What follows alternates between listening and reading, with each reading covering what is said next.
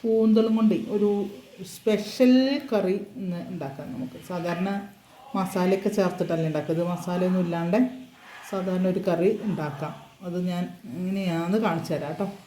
ഞാനിതൊക്കെ ഒന്ന് ക്ലീൻ ചെയ്തൊക്കെ റെഡിയാക്കി വരട്ടെ. ഓക്കെ, ബാക്കിയൊക്കെ വരാം. ഇതാ വരുന്നു. കൂന്തളൊക്കെ നന്നായിട്ട് കഴുകി അരിഞ്ഞ് ക്ലിയറാക്കി വെച്ചിട്ടുണ്ട് കേട്ടോ. ഇത് ഞാനൊരു വേറെ സ്റ്റൈലാണ് വെക്കുന്നത്, മസാലയൊന്നും ഇല്ലാത്ത ഒരു സ്റ്റൈല്.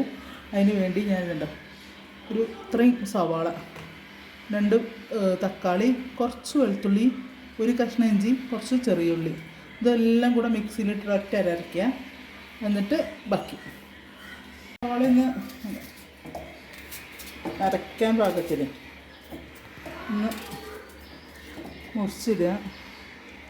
ഇഞ്ചി ഒന്ന് ചെറുതാക്കുക. പിന്നെ തക്കാളി അതൊന്ന് വട്ടത്തിൽ മുറിച്ചിടുക. പിന്നെ ഇതെല്ലാം കൂടെ ഒന്നിച്ചിടുക. വെളുത്തുള്ളി, ചെറിയുള്ളി ഒക്കെ കൂടെ. പിന്നെ ഇതിലേക്ക് മഞ്ഞൾപ്പൊടി, മുളക് പൊടി ഇടണം.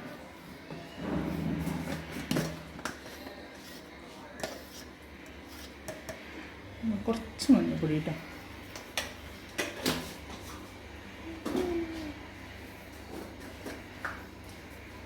മുളക് പൊടി അത്യാവശ്യം എരിവുള്ളത് കൊണ്ട് ഞാനൊരു ഇത്ര എടുത്തു.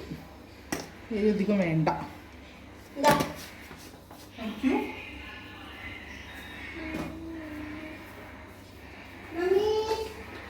പിന്നെ ഉപ്പ്. ഇപ്പം ഞാനിപ്പോൾ തൽക്കാലം കുറച്ച് ഇടുന്നുണ്ട്. അത് പിന്നെ നോക്കിയിട്ട് ഇടാം.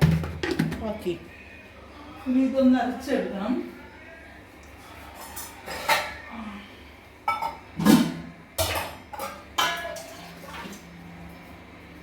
കട്ടി. അപ്പോൾ നമ്മളുടെ ഇത് അരവ് റെഡി ആയിട്ടുണ്ട്. ഇനി ഇതെല്ലാം കൂടെ ഒന്ന് മിക്സ് ചെയ്യണം.